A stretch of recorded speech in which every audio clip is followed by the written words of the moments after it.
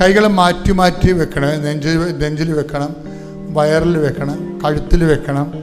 എവിടെയൊക്കെ ഇപ്പോൾ സ്പോണ്ടിലോസിസിന് അസുഖമുള്ളൊരു പിൻകഴുത്തിൽ വെക്കണം, തൈറോയിഡിന് അസുഖമുള്ള കഴുത്തിൽ വെക്കണം. ശിരസ് മൊത്തം വേദനയും ബ്ലോക്കും ഉള്ളവർ ശിരസിൽ വെക്കണം.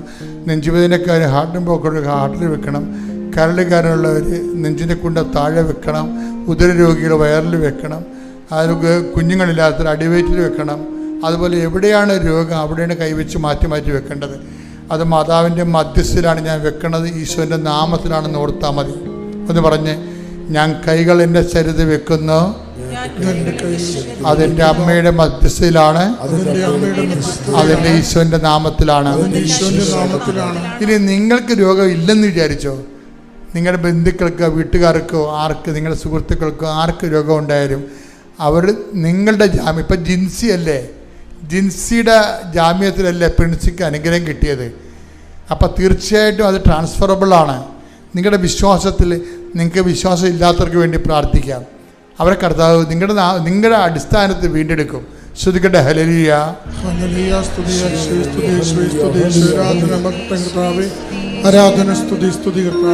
പരിശുദ്ധ പരമ ദിവ്യകാരുണ്യത്തിന്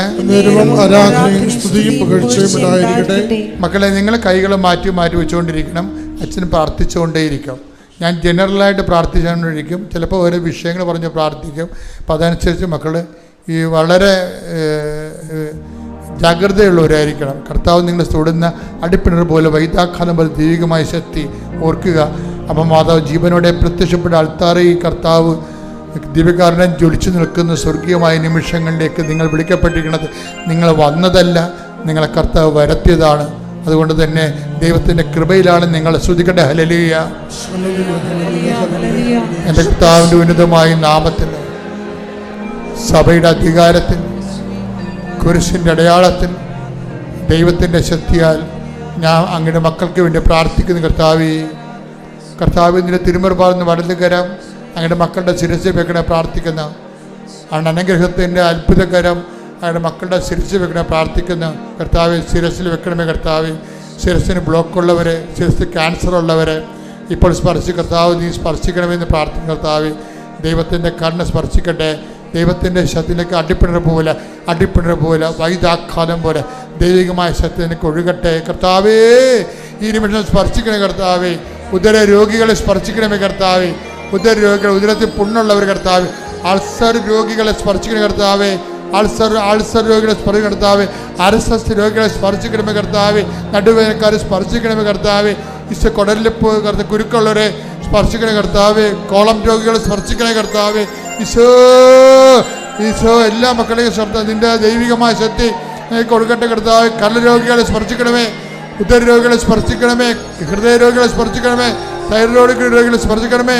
യേശുവിന്റെ നാമത്തിൽ അപ്പാ അങ്ങേപ്പുത്രൻ യേശു ക്രിസ്തുവിന്റെ നാമത്തില് അപ്പാ കൈകൾ നീട്ടണമേ. അങ്ങേപ്പുത്രൻ യേശു ക്രിസ്തു നാമത്തില് അടയാളം സംഭവിക്കട്ടെ.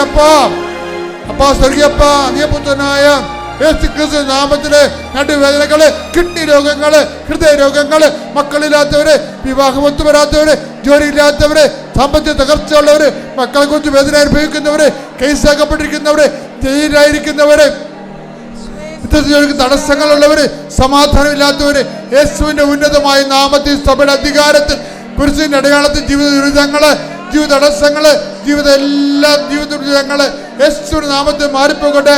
ശ്രദ്ധിക്കട്ടെ.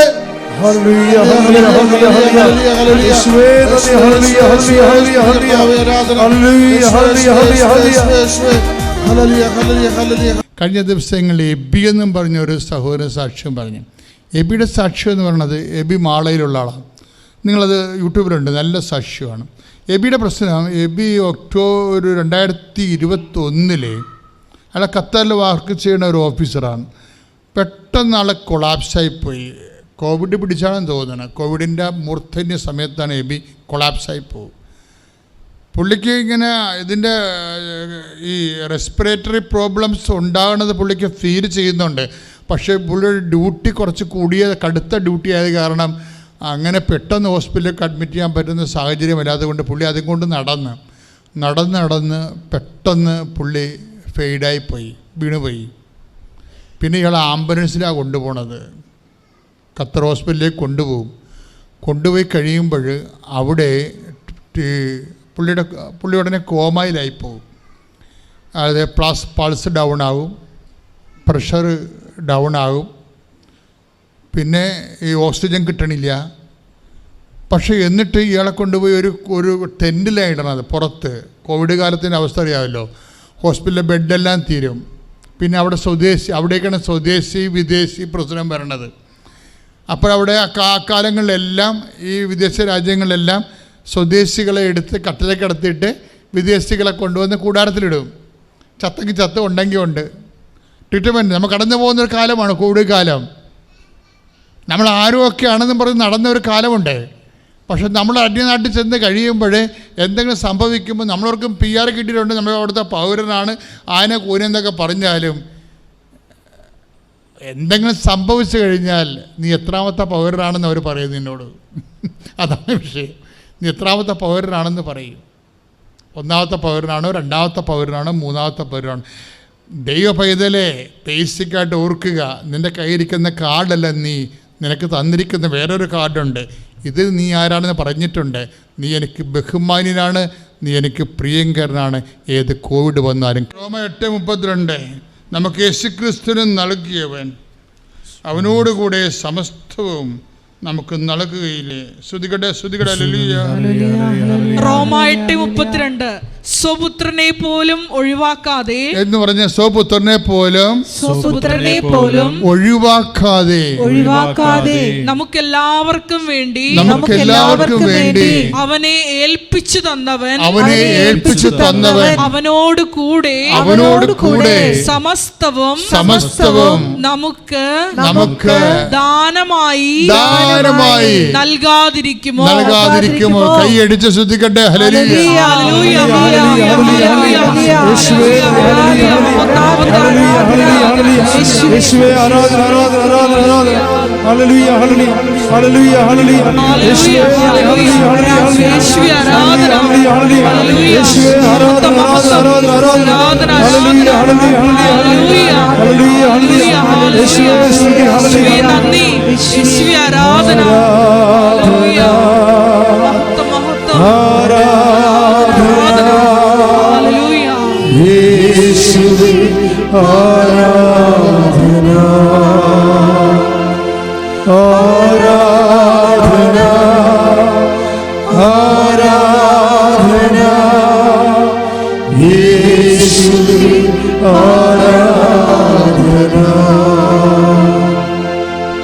പരിശുദ്ധ പരമദിവ്യകാരുണ്യത്തിന് ആരാധനയും സ്തുതിയും പുകഴ്ചയും ഉണ്ടായിരിക്കട്ടെ. അപ്പം മക്കൾ, ഇത് തമ്മിൽ ചേർത്ത വായിക്കേണ്ടത്. നമ്മുടെ ആസ്തി എന്താണ്, നമ്മുടെ മൂലധനം എന്താണെന്നാണ് ഞാൻ പറഞ്ഞുകൊണ്ടിരിക്കുന്നത് അല്ലേ? ഇതിലൂടെ പരിശുദ്ധാനം പറഞ്ഞുകൊണ്ടിരിക്കുന്നത്. നമ്മുടെ ആസ്തി എന്താണ്? ഇപ്പോൾ അതുൽ ജോർജ് പറഞ്ഞില്ലേ, എൻ്റെ ആസ്തി എൻ്റെ വിശ്വാസമാണെന്ന്. ആരിലാണ് ആ വിശ്വാസം? ആകാശവും ഭൂമിയും സൃഷ്ടിച്ച കർത്താവിലാണ്. എങ്ങനെയുള്ള കർത്താവാണ്? തൻ്റെ മകനേക്കാളും നമ്മൾ ബഹുമാന്യനായി കരുതുന്നവനാണ്. വായിച്ചില്ലേ, നീ എനിക്ക് ബഹുമാന്യനാണ്, എനിക്ക് പ്രിയങ്കരനാണ്. അതൊക്കെ നമുക്കുള്ള സെൽഫ് എസ്റ്റീം വർദ്ധിപ്പിക്കണം. മനസ്സിലായില്ലേ? മറ്റു മനുഷ്യർ നമ്മളെ തള്ളിക്കളഞ്ഞു, ബാങ്കിൽ നമ്മളെ പറഞ്ഞു വിട്ടു, കോളേജിൽ നമ്മളെ പറഞ്ഞു വിട്ടു, വിസ എൻട്രി നമ്മൾ പരാജയപ്പെട്ടു, നമ്മളെ പറഞ്ഞു വിട്ടു. ഇങ്ങനെ ഓരോരോ സംവിധാനങ്ങൾ നിന്നെ കൈവിടുമ്പോഴേ നിനക്ക് വേണ്ടി പറയുന്നവരാണ്, I will not disown you at any cost. ഞാൻ നിന്നെ ഒരു വിധത്തിലും അവഗണിക്കുകയോ, എന്ന് പറഞ്ഞേ, ഞാൻ നിന്നെ ഒരു വിധത്തിലും അവഗണിക്കുകയോ ഉപേക്ഷിക്കുകയോ ഇല്ല എന്ന് അവിടുന്ന് പറഞ്ഞിട്ടുണ്ടല്ലോ. ഓ സോ മൈ ചൈൽഡ്, ഓ ദൈവപൈതലെ, നീ ശ്രദ്ധിക്കുക. നീ എവിടുന്നെങ്കിലും ഏതെങ്കിലും ഓഫീസിൽ നിന്നോ ഏതെങ്കിലും അധികാര സ്ഥാനത്ത് നിന്നോ നീ ഡിപ്രൈവ് ആയി കഴിഞ്ഞാൽ, നിന്നെ അവർ തള്ളിവിട്ടാൽ, നിനക്ക് മെറിറ്റില്ലെന്ന് പറഞ്ഞു വിട്ടാൽ, നീ പറയണം, എനിക്ക് വേണ്ടി വില ചെയ്തവൻ, രക്തം ചിന്തിയവൻ, എന്നെ വീണ്ടെടുത്തവൻ, തൻ്റെ ജീവനേക്കാൾ എന്നെ സ്നേഹിക്കുന്നവൻ, എല്ലാ ജനതകളെക്കാൾ പകരമായി തൻ്റെ ജീവനെ എന്നെ വീണ്ടെടുക്കാൻ വേണ്ടി നൽകിയവൻ, അവനോടുകൂടി എല്ലാം ചേർത്ത് നൽകുന്നവൻ എൻ്റെ കർത്താവ്. അവനാണ് എൻ്റെ അവകാശം, അവനാണ് എൻ്റെ ഓഹരി. ശ്രുതിക്കട്ടെ, ശ്രുതിക്കട്ടെ, ശക്തമായി ശ്രുതിക്കട്ടെ, ശക്തമായി ശ്രുതിക്കട്ടെ.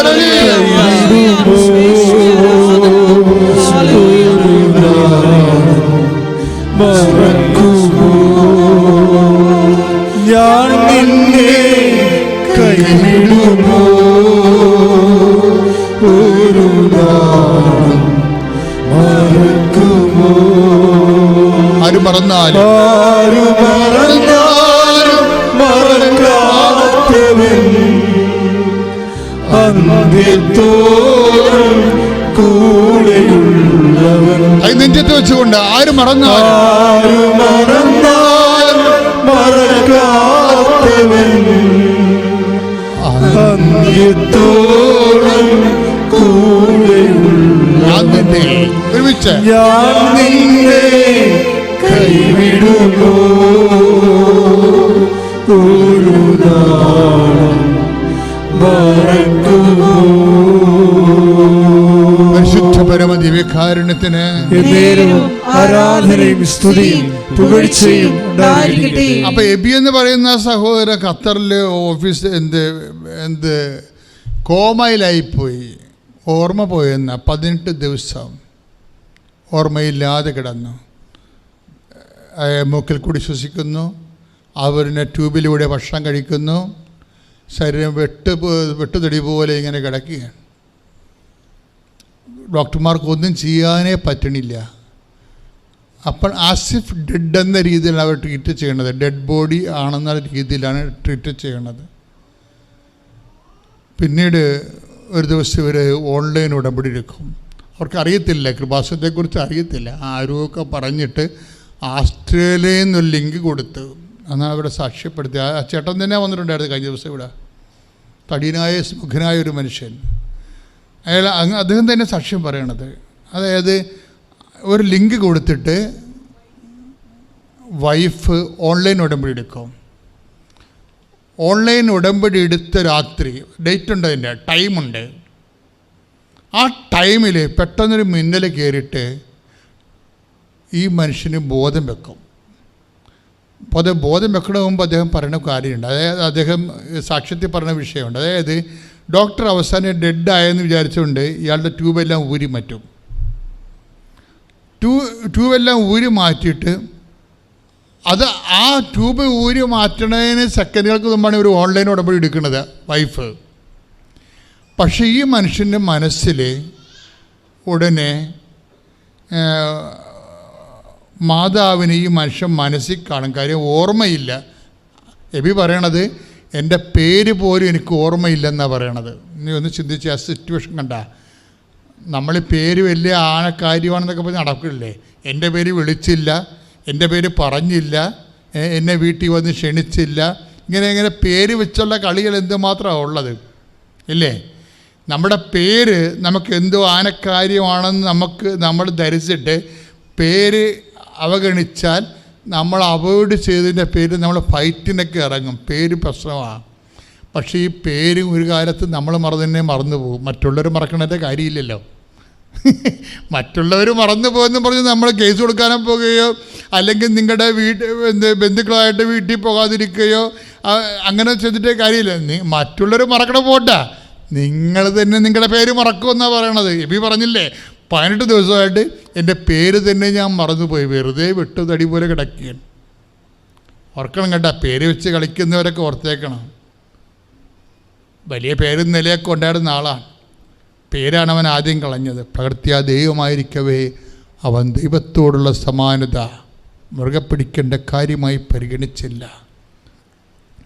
ഈ പരിഗണിക്കാതിരിക്കുന്ന സ്ഥലത്ത് വെച്ചാണ് ഈ എളിമ ആരംഭിക്കണത്. പരിഗണിക്കേണ്ടതിനടുത്ത് വെച്ചാണ് അഹങ്കാരം ആരംഭിക്കുന്നത്. ഫിലിപ്പിയർ 2:7 ഭയങ്കര സീരിയസ് വചനമാണ്. ഇത്രയും കാര്യങ്ങളൊക്കെ അമ്മ എനിക്ക് നടത്തി തന്ന ഒത്തിരി എത്ര ഈശോയ്ക്കോ അമ്മയ്ക്ക് 1000 നന്ദി പറഞ്ഞു. പരിശുദ്ധ അമ്മേ മാതാവേ, അമ്മയ്ക്കും തിരുക്കുമാരനും 1000 നന്ദി. ഞാൻ വത്സ ജോസ്, തൊടുപുഴയിൽ നിന്നും വരുന്നു. എൻ്റെ ആദ്യത്തെ സാക്ഷ്യം എന്ന് പറയുന്നത് എൻ്റെ മകൾക്ക് വേണ്ടി ഞാൻ ഇവിടെ വന്ന് ഉടമ്പടി എടുത്തു കഴിഞ്ഞിട്ടുള്ളതാണ്. കഴിഞ്ഞ നവംബർ 5-ാം തീയതി ഞാനിവിടെ ഉടമ്പടി എടുക്കാൻ വന്നു. വളരെയധികം ഹൃദയഭാരത്തോടെയാണ് ഞാൻ വന്നത്. കാരണം 28 വയസ്സായ മകളെ വിവാഹിതയാകാൻ സമ്മതിക്കുന്നില്ല. അവൾക്ക് വിവാഹം വേണ്ട പോലും. അങ്ങനെ ബുദ്ധിമുട്ടി വല്ലാതെ വിഷമിച്ച് ഞാൻ ഹസ്ബൻഡും ഒത്തിരി സങ്കടപ്പെട്ട് കണ്ണീരോടെ ഇവിടെ വന്ന് പ്രാർത്ഥിച്ചു.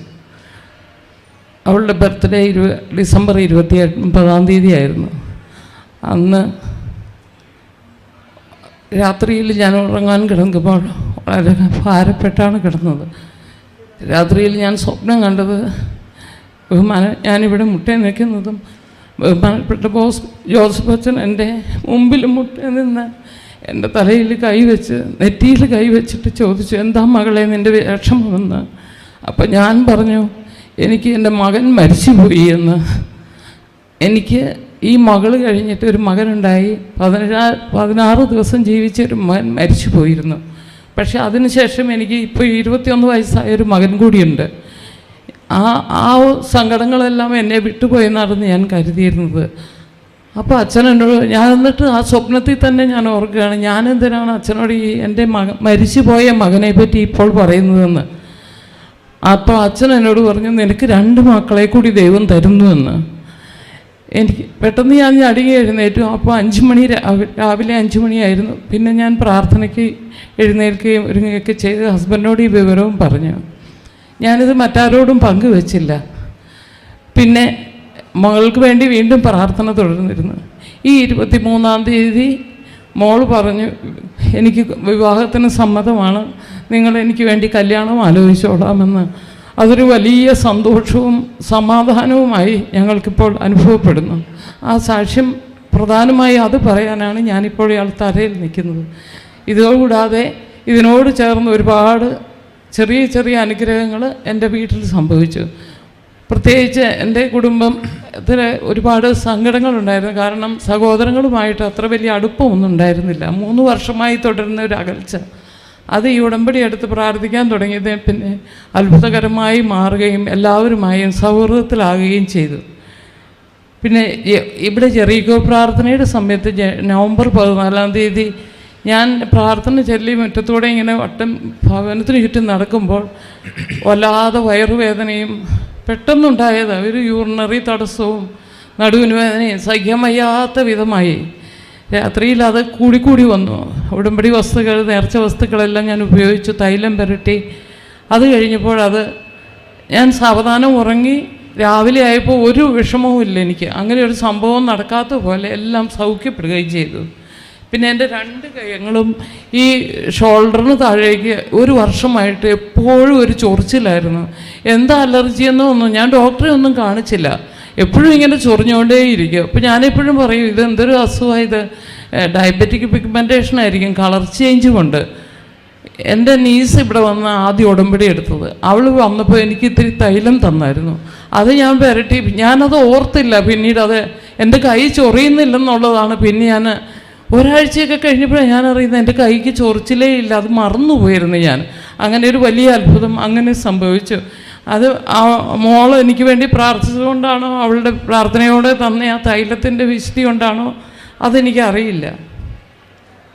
പിന്നെ എൻ്റെ ഭർത്താവിൻ്റെ കാലിൽ വലിയൊരു വെരിക്കോസ് വെയിൻ അൾസർ ഒത്തിരി വർഷങ്ങളായിട്ട് അദ്ദേഹത്തെ ഭാരപ്പെടുത്തും. പ്രത്യേകിച്ച് പറയുവാണെങ്കിൽ 23 വർഷമായിട്ട് അതിപ്പോഴും നിലനിൽക്കുന്നുണ്ട്.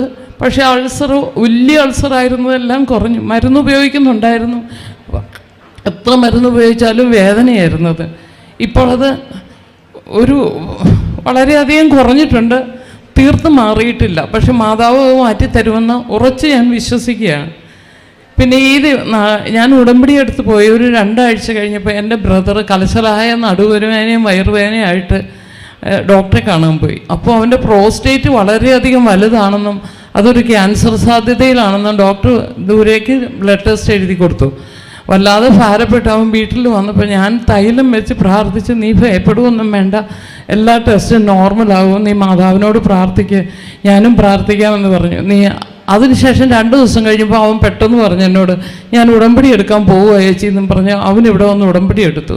തിരിച്ച് വന്ന് ബ്ലഡ് ടെസ്റ്റിൻ്റെ റിസൾട്ട് വന്നപ്പം ഡോക്ടർ തന്നെ അത്ഭുതപ്പെട്ടു പോയി. ഒരു 4 മുകളിൽ പ്രോസ്റ്റേറ്റിൻ്റെ വലിപ്പം ഉണ്ടാകുമെന്ന് പറഞ്ഞ് 1.4 ഉള്ളെന്ന് പറഞ്ഞ് അത് വളരെ ഒരു അത്ഭുതമായിട്ട് മാറുകയും ഇപ്പം അവനൊരു പ്രശ്നവും ഇല്ല, സന്തോഷമായിട്ടിരിക്കുന്നു. ഇത്രയാണ് ദേവമാതാവ് എനിക്ക് പരിശുദ്ധ ഈശോ വഴിയായിട്ട് എനിക്ക് തന്ന വലിയ അത്ഭുതം. യേശുവെ നന്ദി, യേശുവെ സ്തുതി. എൻ്റെ പേര് ജെമിനി ബെന്നി. ഞാൻ എറണാകുളം ജില്ലയിലെ കാക്കനാട് ഇടവയിൽ നിന്നാണ് വരുന്നത്. ഞാനിവിടെ 2018 നവംബർ മാസം 25-ാം തീയതി വന്ന് ഉടമ്പടി എടുത്തതാണ്. 2019 മാർച്ച് മാസം ഞാനിവിടെ വന്ന് ഒരു പ്രാവശ്യം സാക്ഷ്യം പറഞ്ഞതാണ്. ഉടമ്പടി എടുത്തതിൻ്റെ ഫലമായിട്ട് ഒത്തിരിയേറെ അനുഗ്രഹങ്ങൾ പരിശുദ്ധ അമ്മ ഞങ്ങളുടെ ജീവിതത്തിൽ തന്നിട്ടുണ്ട്. ഞാനിവിടെ ഉടമ്പടി എടുക്കാൻ വരുന്ന സമയത്ത് ഞങ്ങൾക്ക് ഒത്തിരിയേറെ കടബാധ്യതകളുണ്ടായിരുന്നു. അതെല്ലാം ഉടമ്പടിയിൽ സമർപ്പിച്ച് പ്രാർത്ഥിച്ചു. ഞങ്ങളുടെ 2 സ്ഥലം വിറ്റ് ആ കടബാധ്യതയെല്ലാം മാറ്റി തന്ന് അമ്മ മാതാവ് ഞങ്ങളെ ഒത്തിരിയേറെ അനുഗ്രഹിച്ചു. അതുപോലെ ഇതെൻ്റെ മൂത്ത മോനാണ്. മോന് ബിടെക്കിന് പാസ്സാകാൻ വേണ്ടി ഞാൻ ഉടമ്പടിയിൽ നിയോഗം വെച്ചിരുന്നു. അവന് സപ്ലിയൊക്കെ ഉണ്ടായിരുന്നു, അതെല്ലാം ക്ലിയർ ചെയ്ത് അവൻ ബിടെക് പാസ്സായി. അതുപോലെ രണ്ടാമത്തെ മോന് ഡിഗ്രി പാസ്സാകാൻ വേണ്ടിയും ഉടമ്പടി വെച്ചിരുന്നു, അത് പാസ്സായി. മോള് +2 പഠിക്കുകയായിരുന്നു. മോൾക്ക് +2 നല്ല മാർക്ക് കിട്ടാൻ വേണ്ടി ഉടമ്പടി വെച്ചിരുന്നു. അവൾക്ക് 90% എടുത്ത് മാർക്ക് നൽകി മാതാവ് അനുഗ്രഹിച്ചു. അത് കഴിഞ്ഞ് അവളെ ഫാഷൻ ഡിസൈനിങ്ങിന് വിടാൻ വേണ്ടിയായിരുന്നു ഞങ്ങൾക്ക് ആഗ്രഹം. അവൾക്കും ഭയങ്കര ആഗ്രഹമായിരുന്നു. അപ്പോൾ കൊച്ചിയിലുള്ള ഒരു ഇൻസ്റ്റിറ്റ്യൂട്ടിൽ കിട്ടാൻ വേണ്ടി അവൾ ഒത്തിരി ആഗ്രഹിച്ചു. പക്ഷേ ആ സമയത്ത് ഞങ്ങൾക്ക് അതിനുള്ള സാമ്പത്തികം ഞങ്ങളുടെ കയ്യിലില്ലായിരുന്നു. 1,60,000 രൂപ ഫീസ് അടയ്ക്കണമായിരുന്നു. അപ്പം മോൾക്ക് വലിയ ആഗ്രഹമായിരുന്നു അവിടെ തന്നെ കിട്ടണമെന്ന്. അപ്പം ഞാനൊരു പറഞ്ഞു അവളോട്, ഒരു കാര്യം ചെയ്യുക, അവിടെ നിന്ന് കിട്ടിയ ബ്രോഷർ കൊണ്ടുപോയി ഞാൻ മാതാവിൻ്റെ ഫോട്ടോയുടെ മുമ്പിൽ കൊണ്ടുവയ്ക്കുക. നിനക്ക് കിട്ടാനുള്ളതാണെങ്കിൽ, നീ അവിടെ പഠിക്കണമെന്ന് ആഗ്രഹിക്കുന്നതാണെങ്കിൽ മാതാവ് നിനക്ക് നടത്തി തരുമെന്ന് പറഞ്ഞു. അങ്ങനെ അവൾ അതവിടെ കൊണ്ടുവച്ചു. എന്നിട്ട് ഞങ്ങൾ ഡിഗ്രിക്ക് വേറെ കോളേജിലൊക്കെ കൊടുത്തു. അവൾക്ക് നിർമ്മല കോളേജിൽ BA എക്കണോമിക്സിന് അഡ്മിഷൻ കിട്ടി.